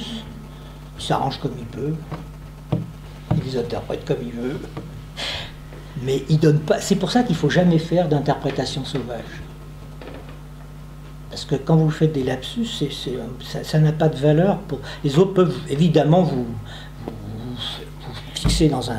Ça s'est produit d'ailleurs, parce qu'il y a des analystes qui se sont mis à interpréter les lapsus des hommes politiques et tout le tremblement, et que ça a des effets petit à petit. Non, c'est que tout ce que vous faites comme toute manifestation de votre inconscient, il vous appartient, c'est tout. Les autres, ce que disent les autres, c'est des suggestions, c'est pas... Même si c'est des fois pas très loin de ce qui est vrai, mais en même temps, c'est pas... Ça tient pas la route, on ne dégage pas le sujet en... Ah, il a fait un lapsus. Hein.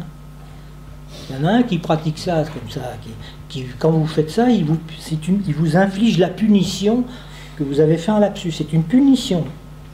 Alors qu'au contraire, ça devrait être une invention. Voilà, bon. Lucien ? Par où commencer En fait, il me semble, dans ce que j'ai entendu des questions, par rapport en fait, à ce qui a été dit auparavant, on tourne autour de quelque chose que j'aimerais essayer de dire.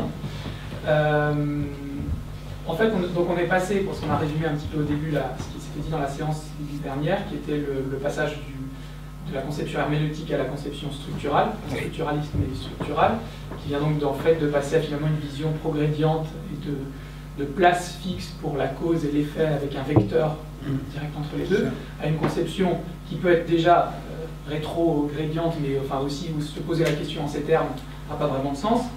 Et puis après on est passé de ça à la causalité signifiante, au fonctionnement rétrograde de la chaîne signifiante, et de là on est arrivé à l'objet petit a et à ses avatars par la figure du poisson. Puis ensuite on a eu les questions sur 2001, sur etc. Ce qui me paraît un truc assez essentiel qui est au milieu et qui n'a pas été complètement, à mon avis, qui n'est pas sorti vraiment tel quel, c'est que ça a aussi un rapport avec ce qu'on vient de dire sur le passage du schéma de Rome et le rapport entre les deux, c'est-à-dire comment c'est possible de faire cette bascule entre d'un côté l'intrusion du symbolique dans le réel ou le contraire. Pour moi, la chose qui est au centre de ça, c'est le rapport qu'il y a entre le passage justement à cette vision purement structurale et à l'emploi de la topologie. Et pour moi, ça gît dans le rapport entre le manque et le trou, ce qui va devenir le trou dans la topologie. Alors je vais essayer d'expliquer rapidement ce que je veux dire par là. Déjà, le principe du manque, on ne manque finalement que de ce qu'on n'a jamais eu ou qu'on n'aura jamais. C'est-à-dire quelque chose auquel on a accès ou on a eu accès, on n'en manque pas vraiment. Et finalement, ce dont on manque, c'est quelque chose qu'on n'a pas. Évidemment, on voit ici toute la dialectique du désir et de la demande, mais ça a un lien évidemment aussi avec la différence entre cause et donc l'objet de la cause qui serait l'objet petit a et la causalité qui est du côté des significations ou du mouvement de la chaîne signifiante qui ne peut d'avoir des effets de sujet que quand ils croisent dans le graphe du désir l'intentionnalité du sujet qui est rétrograde. Mais alors, quel sens ça a par rapport à la chaîne signifiante? C'est que pour qu'elle puisse fonctionner, il faut qu'il y ait quelque chose qui manque dedans, qui est ce qui deviendra un trou après dans la topologie chez Lacan. Donc c'est ce signifiant qui manque, qui est à la fois le manque à signifier, mais où il y a également un signifiant du manque, qui est le phallus, hein, en l'occasion.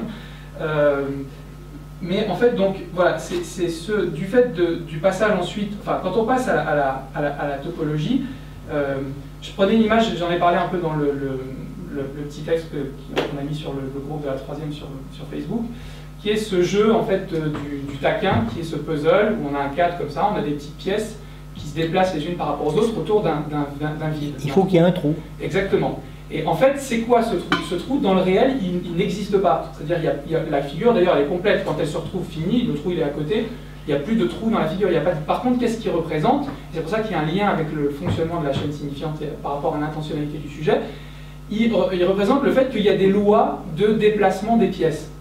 Et c'est une réification de ça, du fait qu'il y a certains mouvements qu'on peut faire, comme avec les cas de discours, comme avec le RSI, et d'autres qu'on ne peut pas faire. Parce qu'il y a des lois qui organisent ça. Il n'y a pas de permutation directe possible entre les pièces. Et voilà. Alors par contre, donc ça c'est si on le voit du point de vue structural, et la différence entre cause et causalité, mais après on peut imaginer aussi que ce manque, ou ce trou, voilà, on en fasse un trou, au sens topologique du terme. Et là, la question est de savoir, et c'est là où c'est le lien avec les deux schémas, de savoir si il y a un trou au départ, c'est-à-dire il y a un vide qui donne structure de bord à ce qui l'entoure, ou est-ce que c'est l'inverse, c'est qu'il y a une surface qui est telle quelle, qui aurait justement, comme les surfaces meubiennes, ni d'intérieur ni d'extérieur, qui, du fait de la façon dont elle est raboutée l'une à l'autre, et dont elle fait, on pourrait dire faire corps, au sens même du corps, pas de l'organisme, mais du corps, qui a cette structure de gants, de doigts de gants retournés, dont parle Lacan, qui fait que ce vide, ça fait trou autour de ça. Et donc finalement, ce qui était au départ plein, parce que le réel est toujours plein, devient un vide, et un vide nécessaire pour que ça fonctionne et que ça parle. Et finalement, c'est aussi ça. Il y a un autre endroit chez Lacan, il parle de la nasse, c'est l'obturateur qui est l'objet petit a qui vient prendre cette place. Voilà, exactement. Et finalement, c'est ça, c'est-à-dire que pourquoi il peut comme ça si facilement basculer de l'un à l'autre, parce que finalement, c'est cette question-là, c'est de savoir est-ce que le réel, c'est quelque chose qui, de lui-même, parce qu'il est réel, qu'il est plein, qui va faire trou, comme ça, qui va dans le symbolique, pour que le symbolique puisse exister, parce que sinon il n'est pas possible, il ne peut pas fonctionner sans Ou alors est-ce que c'est le contraire, c'est du fait du lien entre le symbolique et l'imaginaire qui nécessite de façon structurale, et c'est pour ça que la topologie borroméenne et le nouage permettent de se rendre compte où est-ce que ça coince, qui fait que ça fait trou dans le symbolique. Et c'est pour ça que je pense qu'en fait, il n'y a pas une distance colossale en réalité entre ces deux schémas. Mais en fait, elle vient du fait que on passe, et pour moi, c'est le bloc central, c'est ça, c'est le fait qu'on passe du manque à la question du trou et du bord, et après, Patrick évoquait la pulsion, et c'est exactement ça. C'est comment est-ce qu'on conjoint une vision un peu biologisante, etc., de l'époque de Freud et la vision structurale, etc., c'est par la topologie, c'est-à-dire de dire pourquoi les zones érogènes, par exemple, elles sont si impliquées dans la vision, c'est du fait de leur structure de bord par rapport au réel. Enfin voilà, c'est ça ce que j'essaie de vouloir... C'est très clair. Oui, mais c'est dans la question. Non, c'était une remarque par rapport à effectivement les deux versants par lesquels on peut aborder la chose. Mais il n'y a pas un réel à l'origine sur lequel le symbolique viendrait intervenir. Parce que quand même, nous sommes des êtres de langage depuis toujours. Le langage, il est là depuis toujours, mais on n'en connaît pas l'origine. Donc on traite de ça toujours avec le matériel symbolique. On ne peut pas faire autrement. L'être humain, il fait ça tout le temps. Alors dire le réel plein, oui, mais il est sans fissure, mais qu'est-ce que c'est? Il n'existe, parce que c'est pour ça, il existe le réel, parce qu'il y a du symbolique. Il existe au symbolique. C'est pour ça que Lacan l'écrit avec un EK, existe. Il est hors du site du symbolique. Il n'est jamais appréhendé par le symbolique, il y a toujours une séparation entre les deux. Je ne vais pas rigoler en disant que c'est pour ça qu'il n'y a pas de rapport sexuel, mais c'est ça dont il s'agit quand même. Un bon exemple de ça, c'est de dire par exemple, il manque un livre dans ma bibliothèque par exemple. Ah oui, ça c'est des formulations pour eux. Exactement. Alors, il manque à sa place, voilà. Le réel manque. Il y a un trou dans la bibliothèque parce qu'il manque à sa place. Alors justement par rapport aussi à ce parce que ça m'amuse beaucoup en ce moment de réfléchir à cette histoire du puzzle du taquin, ça m'a permis aussi de dire que ça peut être une bonne image aussi de ce qu'est la métaphore et la métonymie, en tout cas dans l'enseignement lacanien. C'est le fait de dire, c'est toujours par rapport à ce vide, qui est aussi le manque, le signifiant du manque ou le manque à signifier dans la chaîne signifiante, de dire que par exemple, il y a deux façons de dire les choses, c'est de dire que une pièce ne peut occuper la place d'une autre qu'à se déplacer. Et ça, c'est une idée un peu de la métaphore. Ou alors, et c'est la même chose, et c'est là que ça permet de concevoir aussi le lien entre la métaphore et la métonymie, c'est de dire que deux pièces peuvent bel et bien occuper la même place, mais pas en même temps. Oui. Et ce temps, dont je dis, n'est pas un temps diachronique, du sens de la chronologie, parce que ça, c'est la causalité. C'est la façon dont on déplace les pièces réellement dans la réalité. Et donc ça, c'est le semblant. C'est les lettres dans le discours. C'est pour ça que sur la structure de base, les lettres peuvent changer de place. Ça tourne, mais d'une façon qui n'est pas n'importe laquelle. Et en même temps, quand elles se déplacent, elles n'ont pas le même sens. Hein.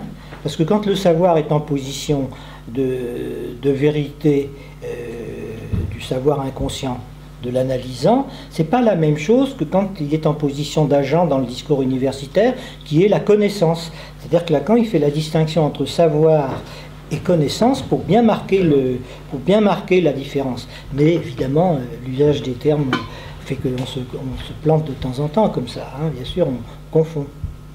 Oui.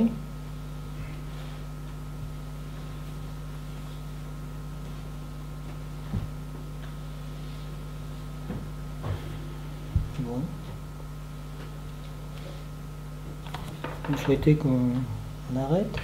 Vous souhaitez qu'on arrête ? Bon, allez, on arrête alors.